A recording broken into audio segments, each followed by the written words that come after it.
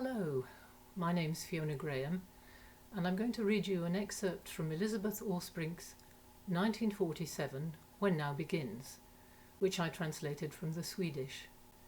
It was longlisted for the J.Q. Wingate Literary Award in 2019 and, the year before that, for the Warwick Women in Translation Award. The excerpt which I'd like to read to you is about the Nobel-winning poet of the Holocaust, Nelly Sachs, who took refuge in Sweden at the end of the 1930s.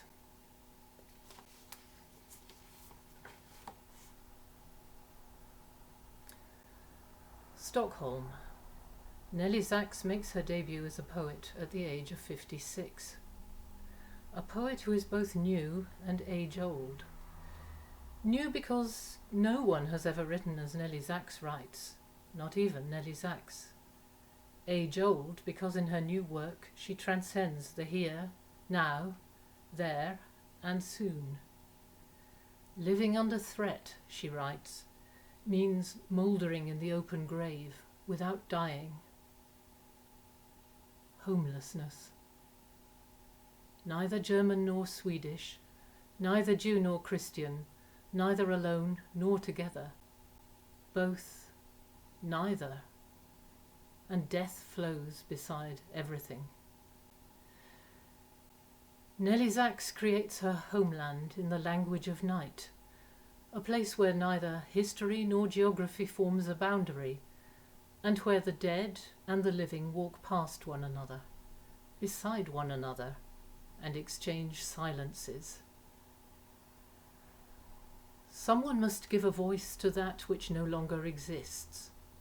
Someone must give words to that which is wordless, embody that which is disembodied. In the tiny flat at the bottom of the building with squeaky pipes and hissing taps lives Nelly with her mother. Two women, the younger takes care of the older, while at the same time receiving signals from an absence and transmitting them in the form of poetry. An elegiac writer of remembrance, memories of perception, memories of extermination. At night, the soul is not subject to the impact of the surrounding world. It is then that the stars exert their influence, and in our dreams another world appears that is otherwise invisible. At number 23 Bergsundsgatan, under the meridian of the clothes line, she links herself with something that is no longer there, yet nonetheless exists. There she sits, as fragile as a memory herself, and conjures up the shades from among the dead, condensing them, making them visible as smoke. She carries out German literature's work of mourning, someone has said. The first to create art from absence, says another. The person who proves the need to write poetry after Auschwitz, says a third.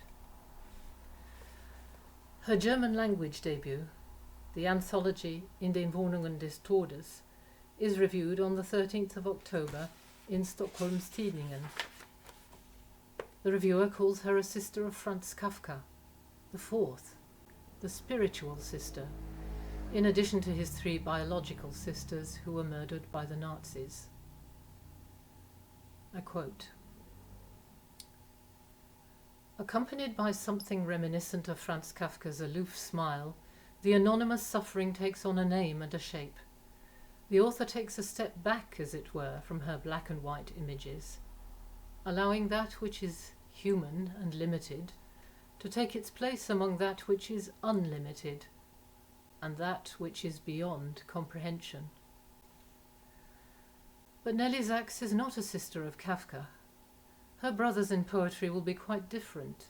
Gunnar Ekelöf, 16 years younger, and Paul Celan, 29 years younger. In them she will find a sense of belonging, both wordless and rich in words. It is she, they, and lightning breath, salt, wound. Eye, hand, throat, smoke and ash. Flight will be the metamorphosis that brings forth the poet Nelly Sachs. In the light of a stellar eclipse, she writes the first letters in the wordless language.